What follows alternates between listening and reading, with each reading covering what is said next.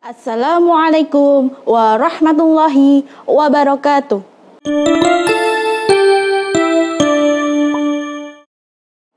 Halo anak-anak, apa kabar hari ini? Semoga kalian sehat selalu ya. Hari ini kita akan melanjutkan materi yang kemarin. Ada yang ingat kemarin kita sudah belajar tentang apa? Ya, kemarin kita sudah belajar tentang masa awal dakwah Rasulullah di Mekah. Dan hari ini kita akan mempelajari tantangan dakwah Nabi Muhammad SAW dan sahabat di kota Makkah. Dalam berdakwah, Nabi Muhammad SAW menghadapi berbagai rintangan dan tantangan. Dalam berdakwah, Nabi Muhammad SAW mengalami banyak rintangan dan tantangan. Salah satu rintangan tersebut adalah dari paman Nabi Muhammad SAW. Ada yang tahu siapa paman Nabi Muhammad SAW? Ya, Abu Lahab. Abu Lahab adalah paman Nabi yang sangat menentang dakwah Nabi Muhammad. Suatu ketika, Nabi Muhammad SAW sedang melaksanakan sholat. Abu Lahab meletakkan kotoran di atas punggung beliau. Demikian juga istrinya yang bernama Ummu Jamil. Saat malam hari, ia sering meletakkan duri-duri di sepanjang jalan yang dilalui Nabi Muhammad SAW. Hal tersebut dilakukan agar Nabi Muhammad SAW merasa kesakitan kakinya ketika melewati jalan tersebut di waktu fajar untuk sholat ke masjid. Kejahatan yang dilakukan oleh Abu Lahab dan istrinya mendapat balasan dari Allah SWT sesuai tertuang dalam surat Al-Lahab ayat 1-5. Tantangan yang dihadapi Rasulullah yang kedua yaitu ancaman dari golongan penguasa Makkah. Golongan yang paling menentang dakwah Nabi Muhammad SAW adalah para pengusaha dan penguasa Makkah. Mereka tidak ingin usaha dan kekuasaan mereka terganggu oleh dakwah Nabi Muhammad SAW yang menekankan keadilan sosial dan persamaan derajat.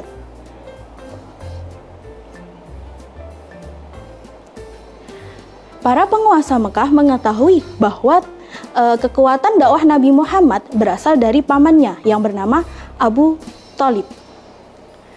Kemudian kaum kafir Quraisy mencoba memperalat Abu Thalib agar menyuruh Nabi Muhammad untuk menghentikan dakwahnya. Tantangan yang ketiga yaitu pemboikotan Bani Hashim. Ada yang tahu arti pemboikotan? Nah, pemboikotan sama dengan artinya dengan pengucilan. Bentuk pemboikotan terhadap Bani Hashim adalah memutuskan segala bentuk hubungan dengan Bani Hashim. Pemboikotan ini berlangsung selama 3 tahun. Adapun isi pemboikotan tersebut, yang pertama yaitu tidak diperkenankan menikah dengan Bani Hashim dan pengikut Muhammad. Yang kedua, dilarang mengadakan transaksi jual beli dengan Bani Hashim dan pengikut Muhammad. Yang ketiga, tidak boleh menjalin persahabatan dengan Bani Hashim dan pengikut Muhammad. Yang keempat, dilarang mengasihi serta menyayangi Bani Hashim dan pengikut Muhammad. Tantangan yang keempat yaitu siksaan kaum kafir Quraisy. Berbagai cara sudah dilakukan oleh kaum kafir Quraisy, akan tetapi Nabi Muhammad tetap gigih melaksanakan dakwahnya. Untuk menghentikan dakwah Nabi Muhammad SAW, kaum kafir Quraisy mulai menggunakan cara-cara kekerasan. Misalnya, menyiksa para pengikut Nabi Muhammad SAW, seperti budak-budak yang mendapatkan perlakuan yang sangat kejam. Mereka dipukul, dicambuk, serta tidak diberi makan dan minum. Ada yang tahu apa itu budak? Ya, Budak adalah orang yang tidak memiliki kebebasan dan dia tidak memiliki hak asasi manusia. Contoh yang kedua yaitu kaum kafir Quraisy juga menghalangi umat Islam ketika akan beribadah ke Ka'bah dan melemparinya dengan kotoran. Adapun tantangan dakwah para sahabat Nabi Muhammad SAW. Nah, yang pertama Khadijah binti Khuwailid. Ada yang tahu siapa itu Khadijah? Ya, Khadijah adalah istri dari Nabi Muhammad SAW. Khadijah selalu mendukung dakwah Nabi Muhammad SAW dengan harta benda, jiwa, dan raga. Banyak harta bendanya yang digunakan untuk kepentingan dakwah Nabi Muhammad SAW. Bahkan Khadijah menghadapi ancaman dan cacian dari kaum kafir Quraisy. Mereka menyuruh Khadijah agar memujuk Nabi Muhammad SAW menghentikan dakwahnya. Akan tetapi ditolak oleh Khadijah. Tantangan dakwah para sahabat yang kedua yaitu Abu Bakar As-Siddiq. Ada yang tahu siapa Abu Bakar As-Siddiq? Nah, Abu Bakar As-Siddiq adalah sahabat setia Rasulullah. Beliau adalah orang pertama yang memeluk agama Islam dan mempercayai semua apa yang dikatakan, dilakukan Rasulullah. Suatu ketika kaum kafir Quraisy menentang dakwah Nabi Muhammad SAW. Abu Bakar merupakan sahabat yang setia menemani dan melindungi Nabi Muhammad SAW.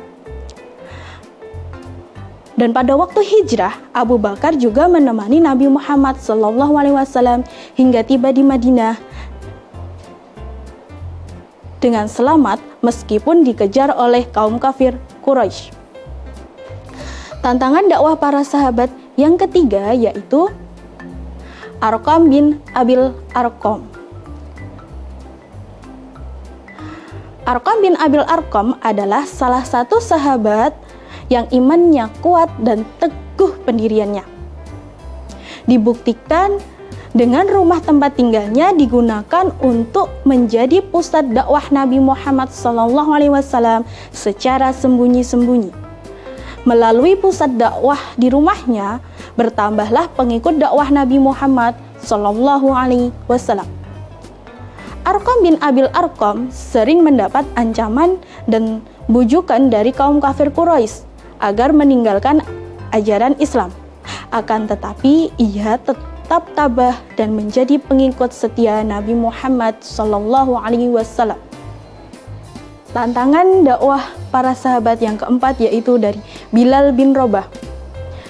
Bilal bin Rabah merupakan sahabat Nabi Muhammad SAW. Ia seorang berkulit hitam dari Habasyah. Pada mulanya, ia menjadi budak dari Umayyah bin Khalaf. Ketika tuannya mengetahui bahwa ia memeluk agama Islam, ia disiksa dengan kejam. Dengan cara dicambuk berkali-kali, diseret ke padang pasir, dan perutnya ditindih dengan batu besar. Dalam keadaan seperti itu, mulutnya tetap berucap Ahad, Ahad, Ahad. Kemudian datanglah Abu Bakar As-Siddiq untuk membelinya dari Umayyah bin Khalaf. Dan akhirnya Bilal menjadi orang yang merdeka. Dan setelah itu ia menjadi muazin pertama yang ditunjuk oleh Nabi Muhammad SAW.